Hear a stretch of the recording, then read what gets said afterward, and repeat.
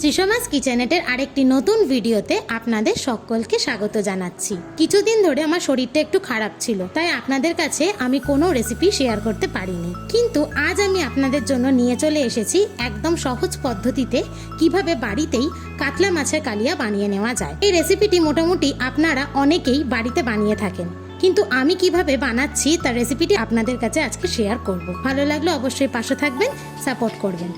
প্রথমেই আমি এখানে একটা বাটা মশলা তৈরি করে নিচ্ছি, যার জন্য প্রথমেই 3-4টে মতো আদার টুকরো, 10 কোয়া মতো রসুন এবং 2টো কাঁচা লঙ্কা ভালো করে শিলে বেটে নেব। আপনারা এখানে চাইলে মিক্সার গ্রাইন্ডার ব্যবহার করতে পারেন। এরপর বেরেস্তা করবার জন্য 2টো পেঁয়াজ, একটু বড় সাইজেরই পেঁয়াজ ভালো করে স্লাইস করে কেটে নিতে হবে।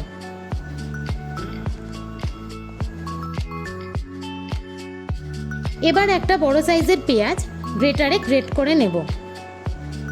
এই পেঁয়াজটা আমাদের গ্রেভি তৈরির জন্য লাগবে, তাহলে আমাদের 2 রকমের পেঁয়াজ লাগছে। এবার আমি এখানে কাতলা মাছগুলোকে নিয়ে নিলাম। কাতলা মাছগুলোকে এবার ম্যারিনেট করে নিতে হবে, যার জন্য আমি প্রথমেই দিয়ে দিচ্ছি 1 টেবিল স্পুন হলুদ গুঁড়ো, 1 টেবিল স্পুন লাল লঙ্কার গুঁড়ো এবং 1 টেবিল স্পুন নুন। কাতলা মাছ যদি আপনারা বেশি নিয়ে থাকেন তাহলে সেই অনুযায়ী কোয়ান্টিটিগুলো বাড়িয়ে নেবেন।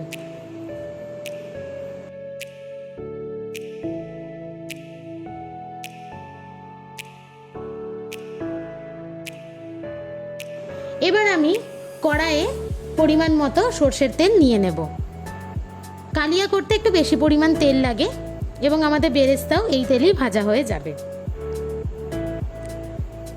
তেলটা হালকা গরম হয়ে এলেই আমি এখানে বেরেস্তার জন্য পেঁয়াজগুলোকে ছেড়ে দেব।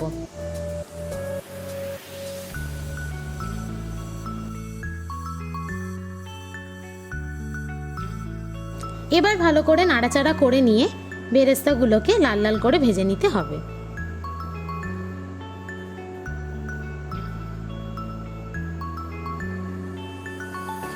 বেরেস্তাগুলো ভাজা হয়ে গেছে। এবার আমি একটা ছাঁকনির মাধ্যমে একটা পাত্রে বেরেস্তাগুলোকে তুলে রাখলাম। এখানে একটা ছোট্ট টিপস হলো, পেঁয়াজ ভাজা তেলে যদি আপনারা মাছটাকে ভেজে নেন তাহলে মাছের মধ্যে কিছুটা পেঁয়াজের ফ্লেভার কিন্তু ঢুকে যায়।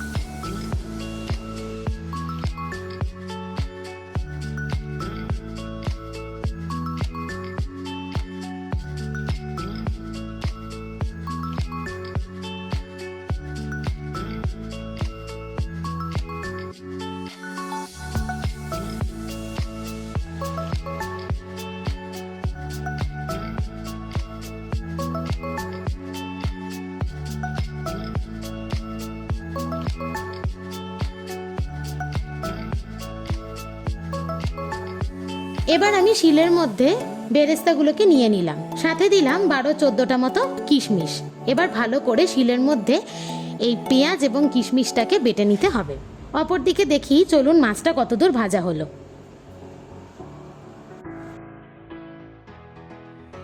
এবার ওই তেলের মধ্যেই দিয়ে দেব গোটা গরম মশলা। তার জন্য ছোট 1 টুকরো দারচিনি, 2টো এলাচ এবং 3টে মতো লবঙ্গ নিয়ে নিয়েছি। দেব একটা শুকনো লঙ্কা ফাটিয়ে, আর দিয়ে দেবো গোটা জিরে। এবার ওই গ্রেট করে রাখা পেঁয়াজের পেস্টটা দিয়ে দিতে হবে। ভালো মতো নাড়াচাড়া করে নিয়ে দিয়ে দেব আগে থেকে বেটে রাখা আদা, কাঁচা লঙ্কা এবং রসুনের বাটা মশলাটা।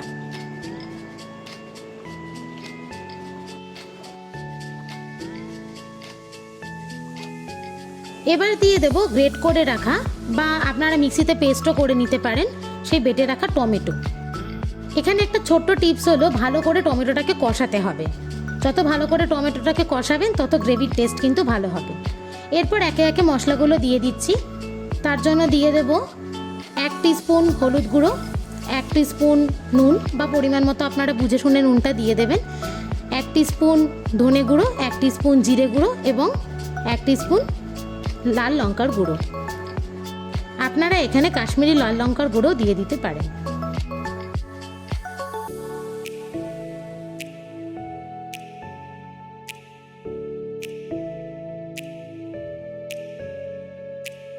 এবার পরিমাণ মতো জল দিয়ে ভালো করে মশলাটাকে কষিয়ে নিতে হবে।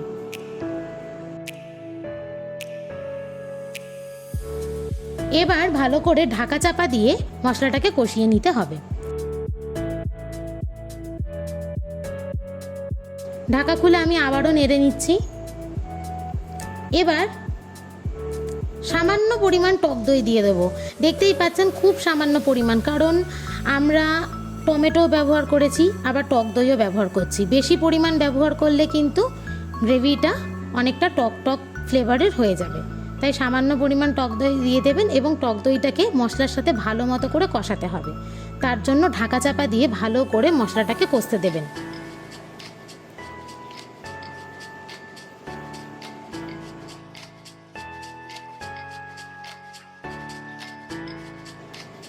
দেখুন আমি বারবার ঢাকনা চাপা দিচ্ছি আর বারবার করে মশলাটাকে কষাচ্ছি।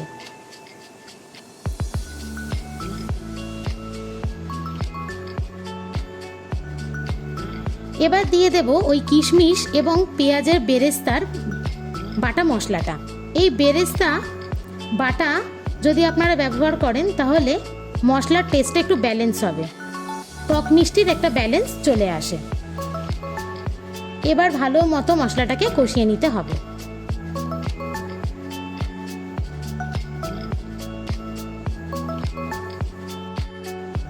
এবার আমি গ্রেভি তৈরির জন্য আগে থেকে করে রাখা গরম জল পরিমাণ মতো দিয়ে দেব। কাতলার কালিয়া একটু গ্রেভি গ্রেভি খেতেই বেশি ভালো লাগে, তাই আমি আগে থেকে করে রাখা গরম জল পরিমাণ মতো দিয়ে দিলাম। আপনারা যেমন পছন্দ করেন সেই অনুযায়ী জলটাকে অ্যাডজাস্ট করে নিতে পারেন। আমি এবার ঢেকে দিয়ে গ্রেভিটাকে একটু ফোটার অপেক্ষায় ছেড়ে দিলাম।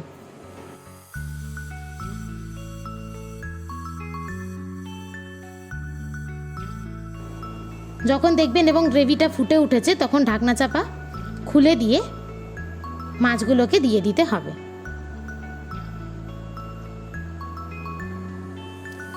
ভালো করে নেড়ে এবার ঢাকনা চাপা দিয়ে কিছুক্ষণ রেখে দিন, ওই 5-7 মিনিটের মতো।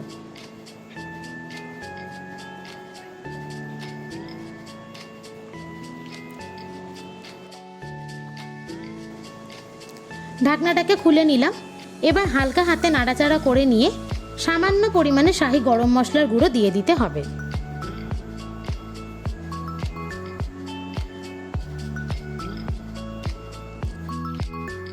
আপনারা এখানে চাইলে ধনেপাতাও ব্যবহার করতে পারেন, ধনেপাতা দিলে টেস্টটা আরও বেটার আসবে।